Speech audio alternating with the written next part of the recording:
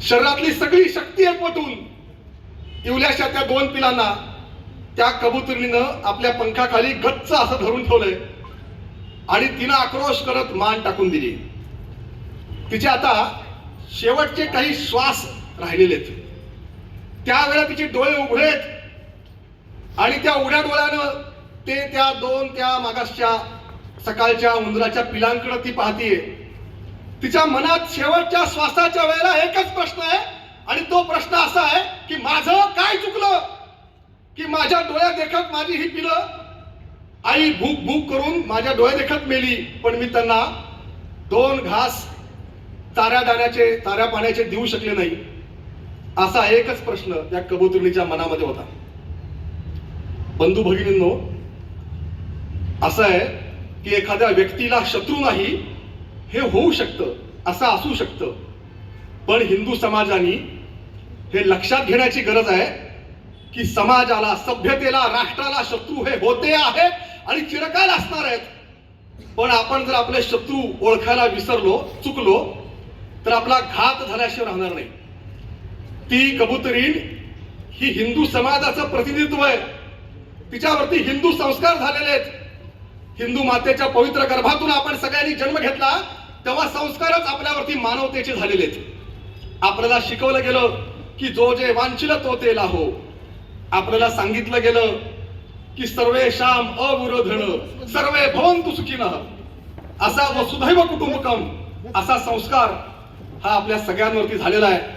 पण त्यांचा मात्र निर्णय पक्का होता, तो आधीच ठरला होता आणि त्यांनी त्याची घोषणा पण केली होती की भारत तेरे तुकडे होंगे इंशाअल्लाह इंशाअल्लाह. अशा घोषणा ते आजही देत आहेत. काही वर्षांपूर्वी ब्रिटिशांनी तुर्कस्तानच्या खलिफाला गादीवरून खेचला म्हणून त्यांनी केरळमध्ये अख्खा जिल्हा हिंदूंचं शिरकाण करून त्याचा राग हा व्यक्त केला. 10,000 हिंदू एका रात्रीत कापून टाकले. का तर तुर्कस्तानच्या खलिफाला ब्रिटिशांनी तिथल्या गादीवर खाली खेचला म्हणून. आजही तेच चाललेलं आहे, वेगळं काही नाहीये. त्यामुळं शत्रूला ओळखता आलं पाहिजे.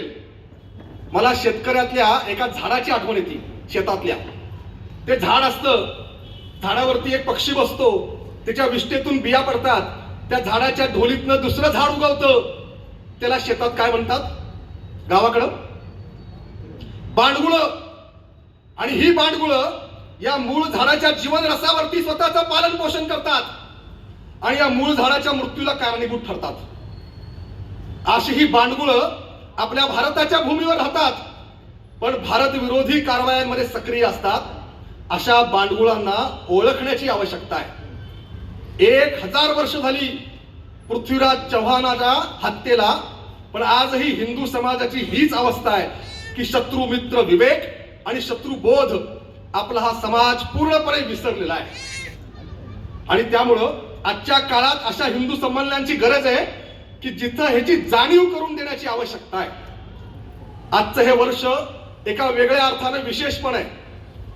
याच वर्षामध्ये गुरु तेग बहादुरांचं बलिदान होऊन 350 वर्ष पूर्ण झालेली आहेत. हाच औरंगजेब उत्तर भारतातल्या हिंदूंना त्रास देतोय. काश्मीर मधल्या पंडितांना त्यांनी प्रेशराईज केलं की इस्लाम कबूल करा. सगळे गुरूंकडे गेलेत. गुरूंनी थेट सांगितलं की औरंगजेबाला जाऊन सांगा की जर आमचे गुरु मुसलमान झाले तर आम्ही सगळे मुसलमान होऊ. गुरूंना या औरंगजेबाने पकडलेलं आहे. गुरूंचे अतिशय प्रिय शिष्य, त्यांचं नाव भाई मतीदास, यांच्याशी हात बांधलेले आहेत भर चौकात, चांदणी चौकात दिल्लीच्या, आणि करवत ठेवली इथे आणि करवत चालवायला सुरुवात केली आहे. शरीराचे उभे 2 तुकडे भाई मतीदासांचे झाले पण त्यांनी धर्म सोडला नाही.